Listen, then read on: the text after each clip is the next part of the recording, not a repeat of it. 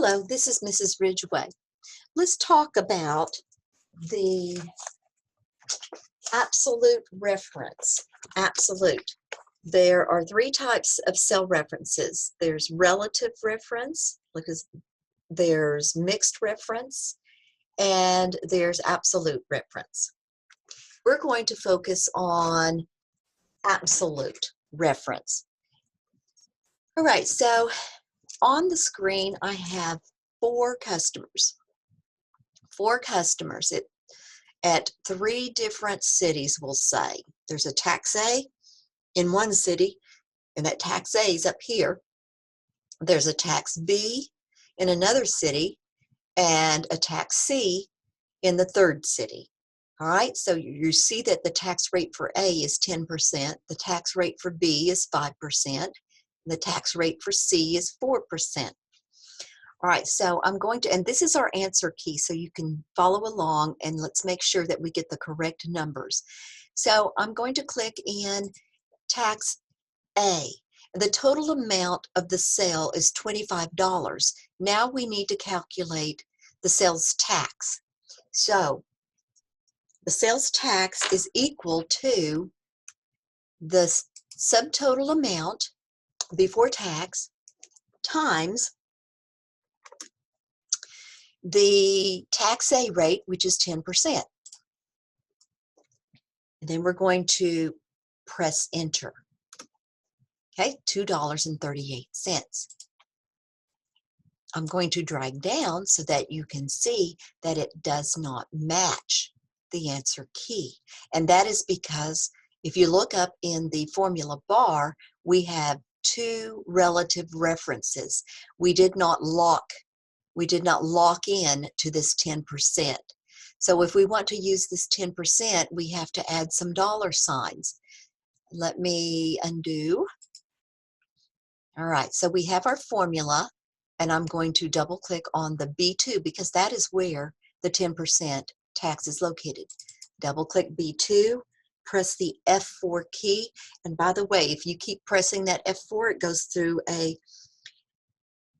through a series of the different references, like this is absolute. This one is mixed, where it holds down or locks row 2. This one is mixed reference, where it locks down the column. I'm pressing F4 again. We're back to relative reference, and then F4 again. And we are now looking at absolute reference. Now, you can type these dollar signs in, or you can use the F4 key.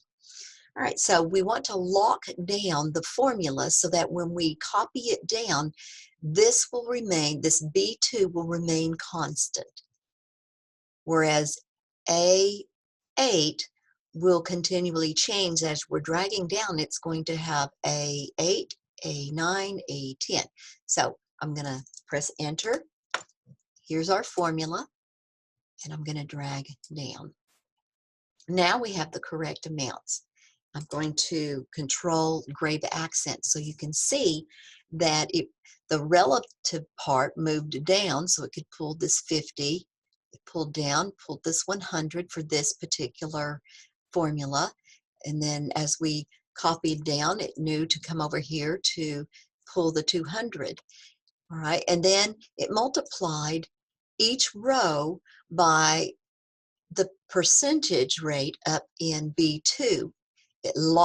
We locked it in so that this would remain constant, but this would change as we're dragging and copying the formula.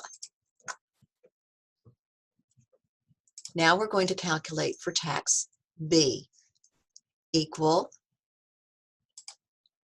the subtotal times 5%. We want to make it absolute so that as we copy down the formula, it will absolutely always lock in the 5%. So I'm going to press F4 and then press enter, and then drag it down to copy that formula. Now I'm going to control grave accent.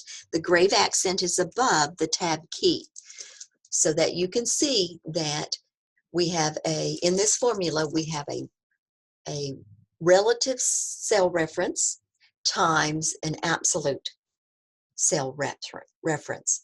So we've locked down B3 for the sales tax rate. Okay, now I'm going to go back by pressing Control and the grave accent key above the tab key. And we're going to now enter the formula for the third city. So it's equal to this customer's total amount times the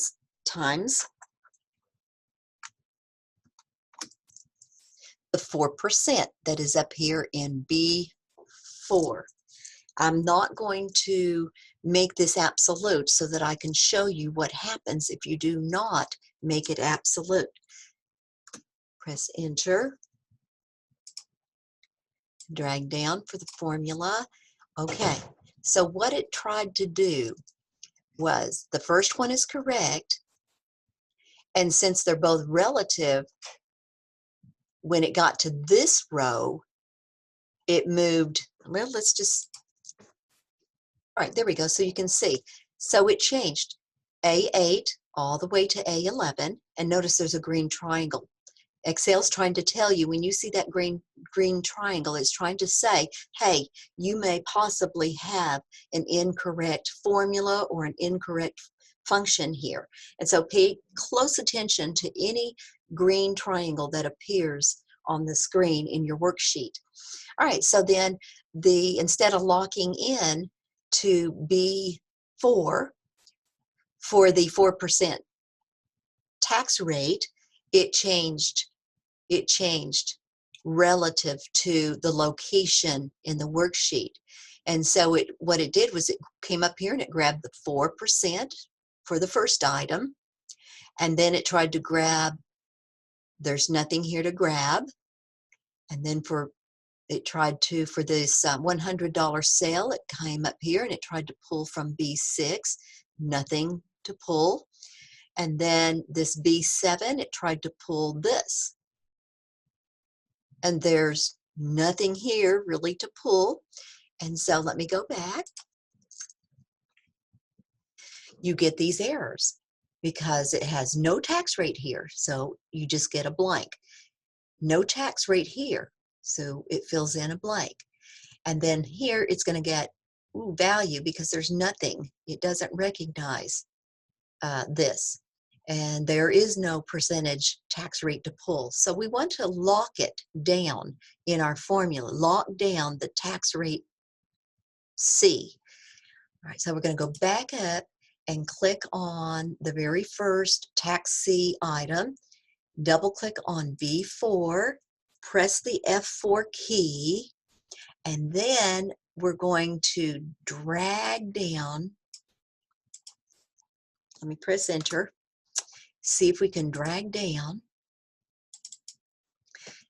or double click to fill in or to copy the formula down. All right, so this time you'll see compared to the answer key, it is correct. I'm going to Control plus the grave, and so that you can see we locked it in to B4 for the 4% tax. Control grave.